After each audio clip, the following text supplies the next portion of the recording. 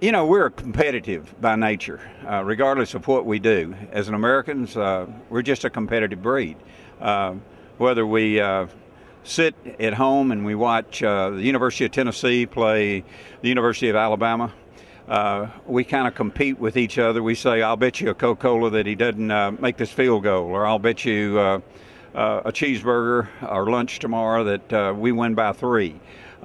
We compete. We want to be the top salesman of the month, insurance, or we want to sell more cars as a car salesman. We play mental games with each other. We're just a competitive breed. And we're that way with sports, especially fishing.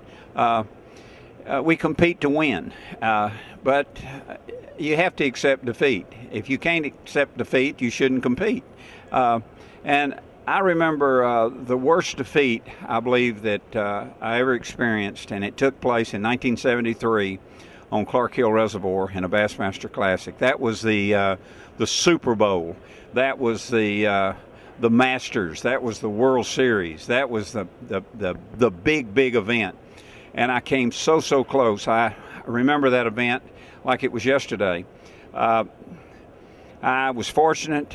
I found fish on a deep and extremely deep pattern. I knew that I had these fish all to myself. I had Charlie Searcy, who was the outdoor editor at that time for the Chattanooga Times, as my observer partner.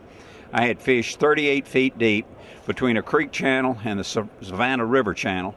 And those fish played from 38 to 52 feet. And I just knew no one would find them, which they didn't. And I managed to cull each day. We could only pack 10 pounds of tackle. I had 9 super floater worms, Bill Jackson super floaters. And I remember I had a cigarette lighter, and I'd keep taping them back together, fusing them back together. They lasted me the 3 days of the tournament, and I managed to catch those a limit every day. And I came in the final day of that tournament, and everyone said, everyone has weighed in. You got it won. You've won the Bassmasters Classic, Bill. And I remember something my wife always told me. She said, everything happens in life for a reason. And she'd always tell me that. Everything happens in life for a reason. And, of course, that saying didn't really mean anything at that moment. But I weighed in, like I said. I had a good stringer of fish. And there was one guy that hadn't weighed in, and I was walking around. Everybody was shaking hands. Hey, boy, you got your class. I'd won the Bass Angler of the Year several times, but this event was so special. I'd won the Bassmasters Classic, and all of a sudden, here comes a farmer from Paragoula, Arkansas, a friend of mine, Rail Breckenridge. He walks up the way in. I looked at his fish. He didn't have a limit, but he had several good fish. He weighed them on the scales, and he won the Bassmasters Classic. And when I saw the score, I just dropped to my knees, and it was the worst feeling. Nothing hit me as hard, and I just absolutely destroyed me. Absolutely destroyed me. And I'm trying to keep my composure and keep a smile, and I was just dying inside. And I think he beat me by 1.5 pounds, 2 pounds. And it kept flashing back. ABC, American Sportsman, or Kurt Gowdy, or their film crew was there. And that last day, I remember I had a bass about 5 pounds up beside the boat, and I was fixing to lip him. And the film crew there, Bruce Buckley, the photographer, I'll never forget, for this film crew, said, let him swim out one more time, and let's see if we can get a jump. And the fish was played down. I was just about to touch the fish to lip him. And, of course, the film and the announcer said the fish weighed 8 pounds, but he didn't. He weighed about 4.5 to 5. But I let this fish swim out, and as I did, he got his second wind. He made one surge, and he tore off. Well, I lost that fish, and disappointed because he was a nice fish, but never knowing at that time what that fish would have meant at the final weigh-in. But Rayo won the Classic, and he beat me by, say, a couple of pounds, anywhere from I can't remember the actual poundage, but he beat me. It was several pounds.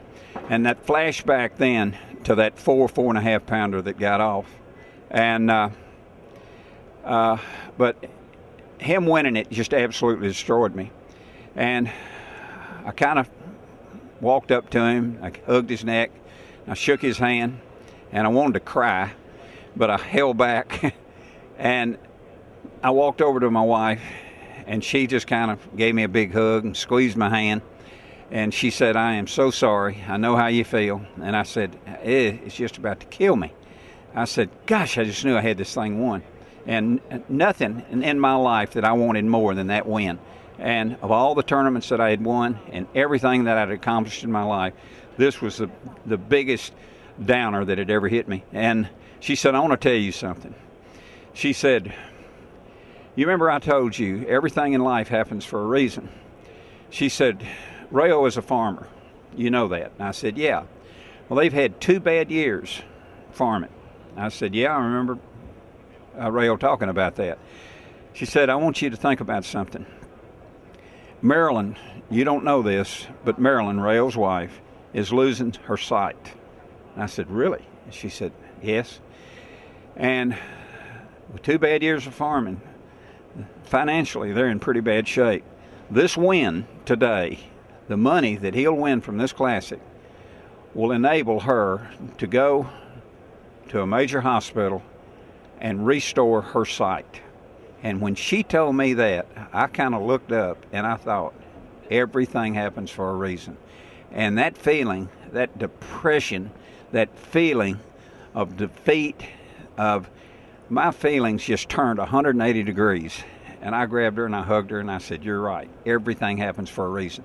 In that defeat, I accepted and went right on. And I went up to Rayo again and gave him another big hug and accepted it and went right on. But I'll never forget that particular thing, coming so close to winning something, and the feeling of what I experienced of going from an emotional drain and then hearing everything happens for a reason, and then hearing it and then rebounding, boom, right back to the top.